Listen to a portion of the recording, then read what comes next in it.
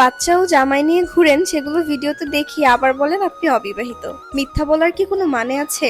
আচ্ছা শুনেন, আমার ভিডিওতে প্রায় আপনারা বাচ্চাদেরকে দেখতে পারবেন, কারণ আমার ছোট বোন যার বয়স 4 বছর, সো ওকে আপনারা অনেক সময় আমার ভিডিওতে দেখে থাকেন। আর আমার সাথে যে লোকটা বা যে ছেলেটাকে আপনারা দেখতে পান তাকে দেখলে বুঝাই যায় যে সে আমার কি হয়, সো আমি আর কিছু বললাম না। তো আজকে আমার শরীরটা একদমই ভালো লাগছিল না, প্লাস মনও ভালো ছিল না, তাই সাহেবকে এক পর্যায়ে আবদার করেই বলেছিলাম যে আমাকে একটু বাহিরে নিয়ে যান।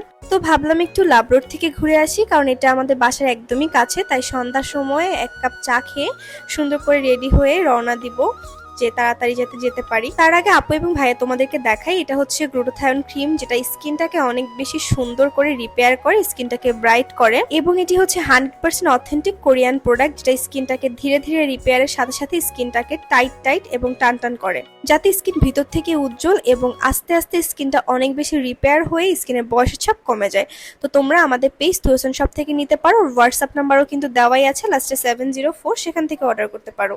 যাই হোক, এরপরে দেখেন আমরা রেডি হয়ে লিফটের সামনে ওয়েট করছিলাম কখন লিফট আসবে। মানে একদমই বাসায় ভাল লাগছিল না, কারণ আমি কখনো একা বের হই না, হয় আম্মুর সাথে বের হই, না হলে আপুর সাথে বের হই, না হলে সাহেবের সাথে বের হই। আমি আজ পর্যন্ত কখনো একা একা কোথাও যাইনি, মানে দূরে তো দূরের কথা, মানে কাছেও যাইনি।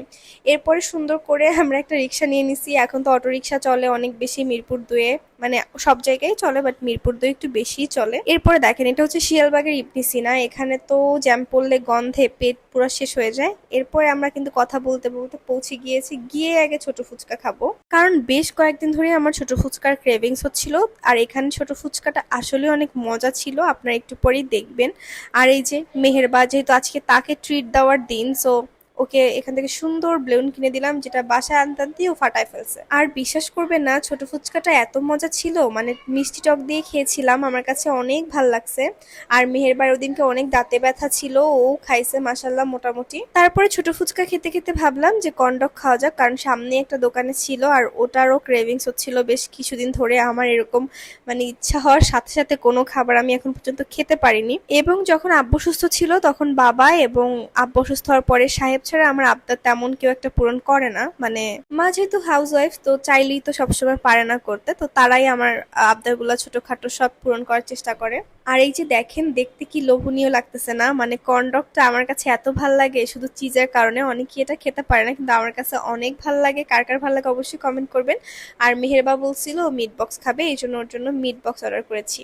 আর দেখেন, মেহেরবার অবস্থা হচ্ছে যে গাছেরও খাবে তলারও কুড়াবে, সে আমাদেরটা তো খাবে খাবে, তারটাও খাবে, কিন্তু তার থেকে আমাদেরকে এক বাইটও দিবে না। আর এই দেখেন, মানে কর্নডগটা আমার চিজের কাছে অনেক পরিমাণটা বেশি অনেক ভালো লাগে, আমি ছিল। জানি আমার না কাছে কার এটা কাছে অনেক কেমন ভালো লাগে, আমার তো আপনাদের এখন কাছে দেখে কেমন আবার লাগে খেতে ইচ্ছা অবশ্যই করছে। কমেন্ট করে জানাবেন।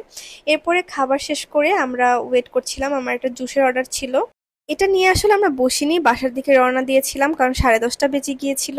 আমি সবার কথা জানি না, তবে আমার কাছে এরকম ছোট ছোট আবদার করার মাত্রই পূরণ করাটা আমার কাছে অনেক বড় একটা পাওয়া। আমি আসলে এই জিনিসটাতেই খুশি, এবং আমি এটাই চাই যে আমার হঠাৎ করে ইচ্ছা হয়েছে আমি এখন বাহিরে যাব, এবং সেই আবদারটা পূরণ করার একটা মানুষ থাকবে আমার। তো ভালো লাগলে অবশ্যই লাইক কমেন্ট শেয়ার করতে একদমই ভুলবেন না। আল্লাহ হাফেজ।